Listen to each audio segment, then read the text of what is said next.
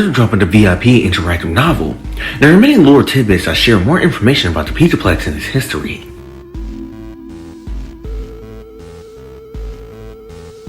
During the story, we learn about the very informative Pig, who was an AI companion of the Pizzaplex created to guide VIP guests through the complex.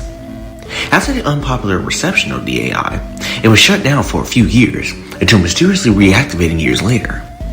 Although VIP is capable of seeing the whole complex and is connected to the entire Pizzaplex, the AI himself is simply a floating computer screen connected via a big power cord.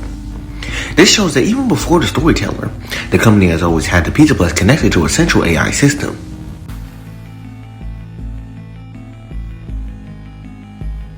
In the course of the story, we see several hints of where and when the story takes place.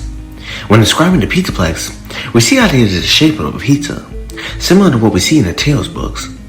And Devin states how he wishes there was a daycare in the Pizzaplex, showing that it was not yet added into the Pizzaplex by Fazbear's Entertainment by the time of the story. With all this in mind, it appears that VIP takes place sometime in between the events of Tales of the Pizzaplex and Security Breach. And given other details we see in the story, it is likely that it's also before the events of the storyteller and the inclusion of the storyteller tree.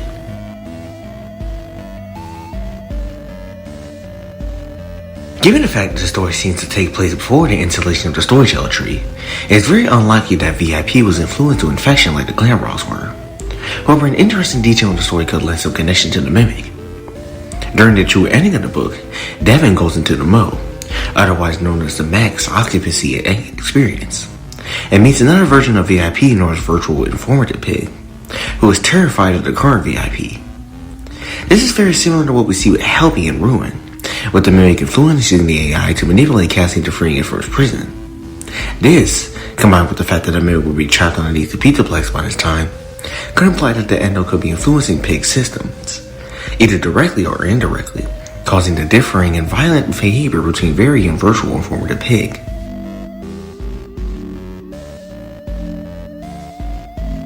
Also in the story, we see another attraction during the early days of the Pizzaplex, with the attraction being Monty Maze, where visitors will travel through the maze while Monty will pursue them.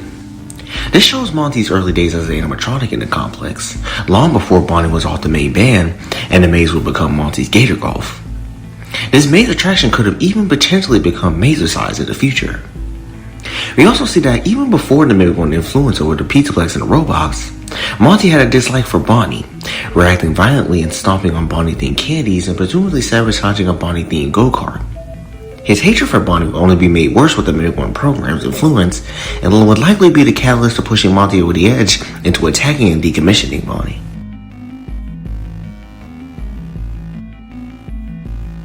During the very end of the story, we see Devin go into a security office, where he meets a man with gray hair, who believes the boy's story, VIP's troubled nature, and says that Fazbear's Entertainment will make it all go away, as long as Devin doesn't say anything about it. Although there are many theories of who this mysterious man could be, with some people thinking he could be Michael Afton or even Sammy from the books, I believe this man could be Edwin Murray, as he would know about the existence of VIP and his relation to the Pizzaplex being on the board of directors. Only thinking that was another horribly thought out creation by Fazbear's Entertainment, and not a byproduct of the Mimic and his relation programming.